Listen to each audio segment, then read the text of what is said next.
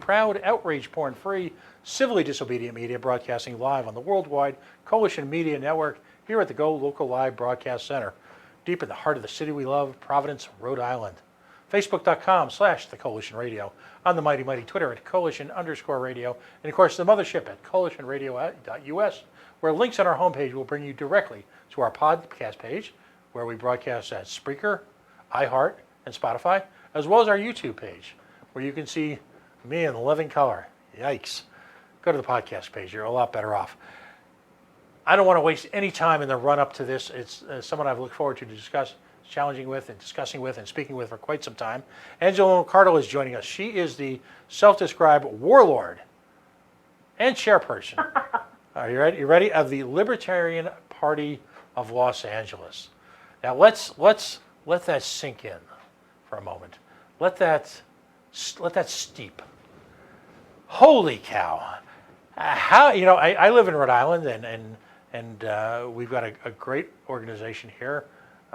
And very much I can empathize with what perhaps is the occasional bunker mentality, where because we live in one of the two bluest states in America. But there's something special about California, and there's something even specialer about LA.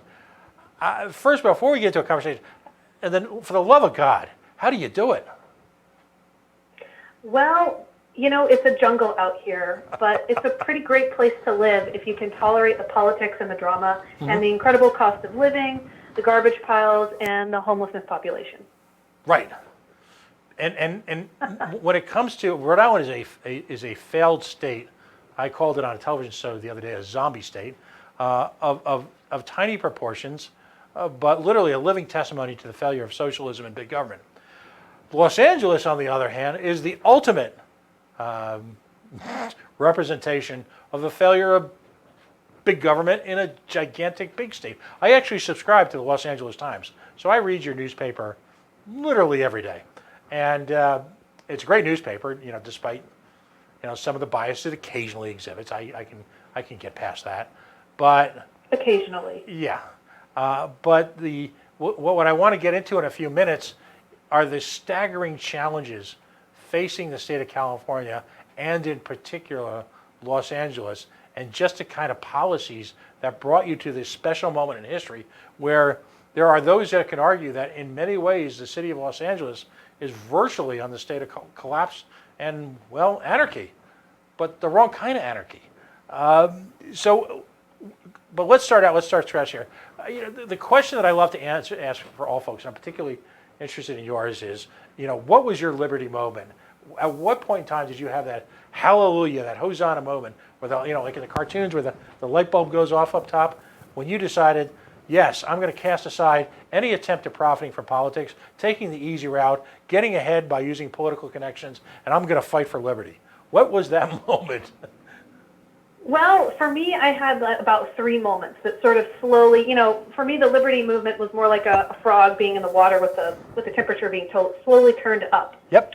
The first one was just a very simple conversation I had with a guy who was, older and interested in politics and a libertarian. I grew up in Texas in a very conservative home. I talked with him about libertarianism and said that I was pretty conservative, but I didn't believe the drug war was working out, and I didn't really care about trying to legislate gay people out of being married. And he said, well, you sound like a libertarian. So I was like 17 years old at the time. I thought, oh, great, maybe I'm a libertarian, not a conservative. Fast forward many years, and I read a book called The Creature from Jekyll Island by G. Edward Griffin. That took me from someone who just sort of token said, I'm a libertarian, I don't really, care about bossing people around that much, to having this sort of imploding worldview, death of everything I know it kind of moment where I realized that government and central banking are all tied together. Our world is controlled by forces that we don't really give a lot of lip service to, and everything is a farce.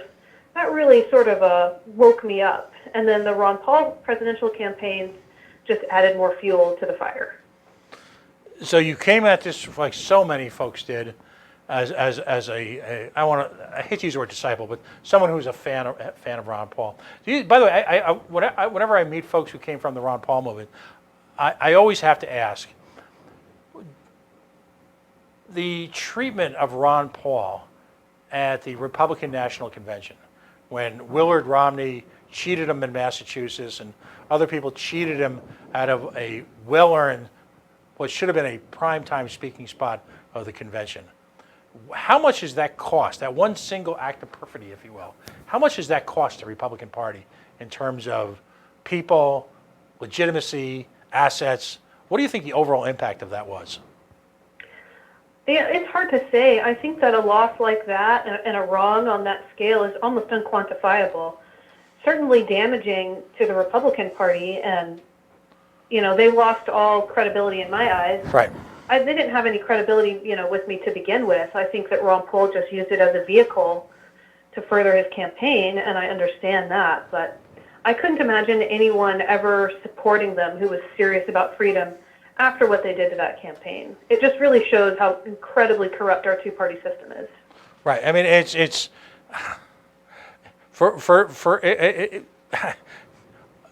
hell hath no fury as far as I'm concerned, and there's a special place in hell for Mitt Romney. He just, to me, epitomizes.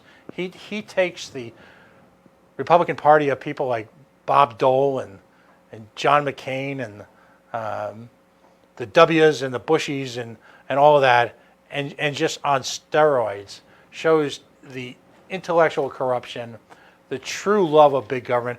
Let's never forget that Obamacare is a direct descendant of what happened in Massachusetts under the governorship of one Willard Mitt Romney. Absolutely. So absolutely, we can't ever let him forget that. So you came in from the movement. So you find yourself now the chair of a challenging affiliate. Now we got in contact, and I'm hoping we got the pictures now. We have the audio from last week. We're going to do a special web page to share. You had a great event last week. It was a free speech event featuring 6 punk rock bands, and the marriage of punk rock and free speech is a marriage to me made in heaven. There's so much cross-pollination that takes place between that two when you look at the true punk ethos. All right, and I'm a product of that generation, again, despite the fact that I look like an insurance salesman now. So I applaud for that. How did the event turn out, and what are the type of things are you folks doing in Los Angeles to fight the tide, if you will? Well, we did have a good turnout. I wasn't sure what to expect, so I was really happy that we got the place pretty packed. A lot of people came just to support the band. I gave a little bit of a rallying cry speech at the end, and one thing that I care a whole lot about is reaching out to anarchists, the people who feel politically homeless. Right. And most of the people in that audience, that message really resonated with them because they are anarchists, they hate government, they do want to have a voice, though, in the political system. So it was a really empowering, encouraging activity. And LA County actually has a pretty large anarcho-capitalist movement. We have a really good faction of people who work in the tech sector, who make good money, who hate politics, but they're very freedom-oriented. And those are the people that I spend a lot of time reaching out to.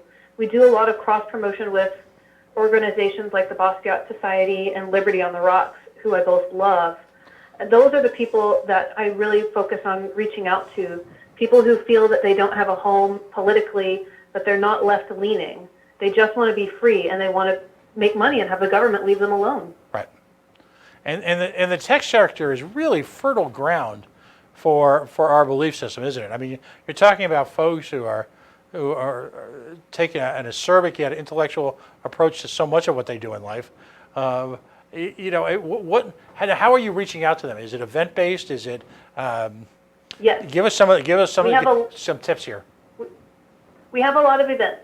So LA County has a great liberty community. That's what I call it. Not everyone is a registered Libertarian Party member. People don't always participate in internal party politics, but we all go to a lot of the same social events. We support a lot of the same speakers. So we have various events all over the county. LA County has about 10 official/unofficial events throughout the month. Then we coordinate with other organizations like Liberty on the Rocks and Basquiat Society so that we all meet up at the same things. We see the same speakers. We support similar causes. We had a film festival. We do just a lot of liberty-minded stuff, and we all get together and just try to move the city in the same direction. 2 other things that we're going to be working on during election season are ballot initiatives. One will be to decriminalize sex work, and the other one will be to reduce some of the onerous regulations around our cannabis legalization laws. Prop 64 legalized cannabis to a certain extent, but it is still criminal to do a lot of things with cannabis, to own certain amounts, to grow it in certain ways. People are still getting locked up over it, and so we'd like to see that fixed. Yeah, and let's tackle those two issues for a second, because those are near and dear to our heart here at the Coalition. Again, I read the papers out there. It's the LA Times is a great read. The failure of the legalization on a commercial basis in California is both nothing less than stunning and a clear example of how an extensive overregulation and overpricing of legalization of cannabis will lead to failure, won't it? What went wrong here in California? Well, the initiative, Prop 64, was over 65 pages long, I believe. It's full of onerous regulations. It's full of laws that give money. Well, the taxes are insane. It's like up to a 30% tax on some of the stuff. It gives money to law enforcement. It empowers law enforcement to try to pull people over for driving under the influence. It blasts money just all over the place to all of these unaccountable slush funds. A lot of it goes to law enforcement. I've probably said that 3 times. It's very difficult to get your dispensary approved, so there's regulatory gridlock. There's all kinds of problems. Huh. And so, while despite what were clearly some predictable hurdles to overcome, the state of California gleefully predicted billions upon billions from this, didn't they? They were all set to spend that money that we were going to give them by buying the chronic, weren't they? Absolutely. It's again, in so many ways, the state of California is the poster child for big state, big government failure. Predictable results Yes. from sadly predictable actions. Is there a move? The great thing about California, though, is you've got this, by most standards anyway, relatively flexible ballot access, availability. So, what's involved in getting something on the ballot, in the state of California? Well, we're going to need over 100,000 signatures for this one. I'm actually going to be reviewing the ballot petition, the initiative language on Sunday with the team. They're a group of cannabis activists who have been very friendly with the Libertarian Party. They're very liberty-leaning. It's called the Jack Herrer Initiative. Mm-hmm. So we have to look at that, make sure that the language is what we want it to be, that it conforms to specific guidelines, and then we get it approved through, Secretary of State, I believe, and then it's got to hit the streets and it's got to meet a certain number of signatures to get on the ballot. It's not very complicated. But it will be a massive undertaking, though. I mean, it is a massive undertaking. So you're coalition building out there with other like-minded groups in order to facilitate this. Absolutely, and I can't stress how important that is. Like, you've really got to coalition build out here, because even though we have I think the highest number of registered libertarians in the country in California, that our population is huge. We are outnumbered, and we've got to join forces with people who represent our interests on particular issues. Right. So now, have you already written the initiative, or is that in process right now? The initiative has been written, and I'm going to be reviewing it because I've got the legal mind, and I've reviewed a couple of other initiatives. Great. So the first draft is done. Great. When it's field tested and ready to roll out, I hope you'll share that with us, because we'd love to amplify your efforts out here in New England. Because here in Rhode Island, sadly, we were one of the first states in the nation to approve medical cannabis, and a lesson that needs to be learned by libertarians everywhere, where what I call incrementalism is the devil. We still have not legalized recreational cannabis, and part of the reason for that is we empowered a monopoly in medical cannabis providers who are not interested in seeing the opening of said markets. So we, as a citizenry, created a monopoly controlled by government, and we're shocked that those people don't want to give up that kind of power. And no one should ever go to jail for using a plant. And the worst part of using cannabis should not be getting arrested. I mean, it's staggering that in the year 2019 that we allow governments to take formerly illegal behavior and legalize it as long as government has literally got a piece of the action. It's absolute madness. Now, sex work. Absolutely. We've dedicated here probably close to 40 or 50 hours of programming time to the legalization of sex work. We just had on in the first hour of the show a young woman named Jessie Sage, who is a activist out in the Pittsburgh area. She runs a chapter of SWAP, Sex Workers Outreach Project in Pittsburgh, and she spoke for about an hour and a half on some of the issues facing the heartland. It was kind of an interesting perspective because so much of the sex work rebellion, if you will, is taking place coastally. Now, for those who don't know, Los Angeles, particularly I would imagine it's Orange County technically, really the national center, if you will, of pornography. So you've got vast industry, if you will, out there that employs a lot of people, brings in a lot of money, and yet you're telling me that the state, which profits from pornography, isn't exactly behind liberating and allowing sex workers to work independently, free of the threat of harassment from law enforcement? Are you telling me that? Our laws around sex work in California are bizarre. We make so much money off of the pornography industry, but we're driving it out because we've made these kind of ridiculous, almost unenforceable laws about condom use in pornography that would involve literally a government official going around to porno studios and checking to see if adult actors have condoms on. How insane is that? And I don't know how thoroughly, if at all, any of it is enforced, but I know that some people have just up and said, you know, screw it, we're going to go to Vegas to do our work because we don't want to deal with this. The condom police, the rubber police. Condom police. Yeah. On top of that, let's break this down a little bit further. It is legal to have sex for money as long as the camera is rolling. But once the camera is off, now it's not pornography, now it's prostitution, and it's illegal. It makes no sense. Right. We criminalize human behavior, consensual human behavior between adults, because there's a commercial element to it. We, at the federal level, run roughshod off of our free speech rights with legislation like FOSTA and SESTA.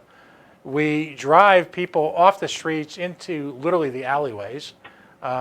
We, in a nation that's run largely by the ethos that women should have control over their own body, which I agree with, we somehow, because a sexual act is involved, allow women to have, failure to allow, I should say, women to have control over their own body. And very often, particularly amongst the progressive movement, these are the same people saying this. Yet after literally hours and hours of interviews, it has become clear that trafficking, sex trafficking per se, not human trafficking, not labor trafficking, but sex trafficking exists to nowhere near the size that folks who want to create this anti-sex industry using literally billions of dollars of taxpayer money exists. It's simply fiction.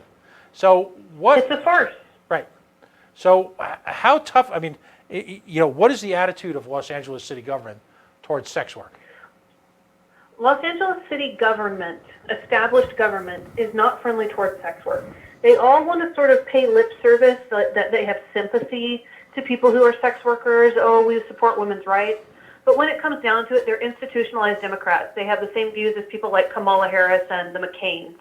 That they don't want to see anything legalized that's going to prosper low-income people, that's going to decriminalize something that they can already get revenue off of, that will lessen the police force grip on our city. And yet these are people who proclaim a virtue signal that, in fact, their primary interest is in women's rights. Of course. But they're just like Kamala Harris. They don't care about women's rights. They care about collecting a government paycheck. All of these people are leeches who have no regard for anyone else's personal autonomy. You brought up the magic word, Kamala Harris.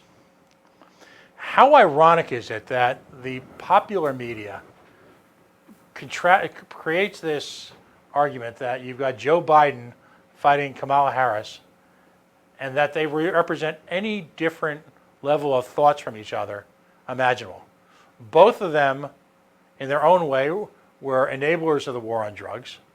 Both of them were vicious in their use of weaponizing government against people of color in inner cities. Both of them, support, in their own forms, a variety of wars. As an East Coast person, is Kamala Harris as fundamentally an evil politician as my initial research proves? She is just morally bankrupt. I mean, she has done so much damage to people in low-income communities. She blocked people who are trying to, get appeal from the death penalty. She locks people up. She loves to lock up parents of kids who are truants and don't go to school, just ripping low-income communities apart. Talk about a wolf in sheep's clothing. Right. Justin O'Donnell of New Hampshire Libertarian fame had perhaps one of the great tweets of the last decade when he simply tweeted out that Kamala Harris has locked up the black vote. Absolutely. Absolutely. Oh my! I don't think he expected quite. I haven't checked, but it was at thousands of retweets. That's that's all I can say. But here's the $1 million question. This is what folks from the East Coast, particularly Liberty folks, try to understand with the pathology of a California voter. When you look at Moonbat Jerry Brown, and I'm old enough to remember Jerry Brown 1, not just the last incarnation. When you look at Kamala Harris of the world, when you look at the Mayor Browns of the world, when you look at the procession, and I'll reference the first Star Wars movie, bar scene, procession of troglodytes that have inhabited the California political scene for generations, these folks are enabled largely by the very people, the very societies, the very cultures, the very cities that they've destroyed. Why do California voters continue to support these people? There are a few different issues with California voters. California used to be a more red state back in the Reagan era. The Republican Party had this really bad plan. I believe the tactic is called storm the cockpit, where immigration policy, people started to perceive it as impacting us negatively, illegal immigration. So the Republicans went really hard after that and turned a lot of centrist voters off. And so ever since then, Republican numbers have been hardcore in decline, and Democrats have swallowed up the state. They can ram whatever agenda through they want, and people are going to vote for it. It doesn't have to be Democratic. They just slap a liberal label on it, and people drink it up. Because unfortunately, people aren't educated. They don't have time to really dig into public policy. Politics is not the same as public policy. Politics is your outrage on the internet. It's your outrage on social media. It's following whoever your friends follow. Public policy are the things that politicians do that impact us on a day-to-day, scale, and no one cares about that. So they just slip whatever they want through. So as a strategy, and I know you had a huge success with Mr. Hewitt, but is the strategy then for libertarians in California to focus on local office, or is it chasing the big prize, or are you trying to do both? It's local office. We're always going to run candidates for Congress and state assembly, but in LA County especially, we are focusing really hard on local office. We do have some party members who hold office in neighborhood councils where they have actually a little bit more sway over things than you would think. They're able to influence city council to make decisions regarding affordable housing, the restrictions that are applied on new building permits and development, things like that. Interesting. All right. We need more time to talk, because I love your hardcore, fact-driven, boots on the ground approach to all this. It's refreshing to see someone and speak with someone who's so libertarian, yet in so command of what's happening on the local political scene. We as a party need to do more of that.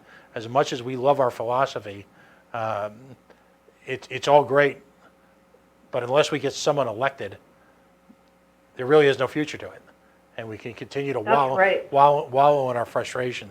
So that's simply outstanding. I'd love to. We've only got about a minute or two left. I'd love to continue this conversation in a couple of weeks, and just if you can bring us up to date on what's happening, how in fact the Libertarian Party's biggest success story in getting elected is doing out there at that kind of level, because there are so many other issues facing Los Angeles. You know, the civil rights of the homeless individual, what economics in the state of California have done to actually create the homeless crisis. You know, you hear talks about things like rent control, what that's going to do to actually make matters worse in terms of housing. I mean, California is really, on a grand scale, a reflection of what's going on in the nation at large. It's just like most things Californian, it's just bigger and badder than everything else. And so I want to continue this conversation.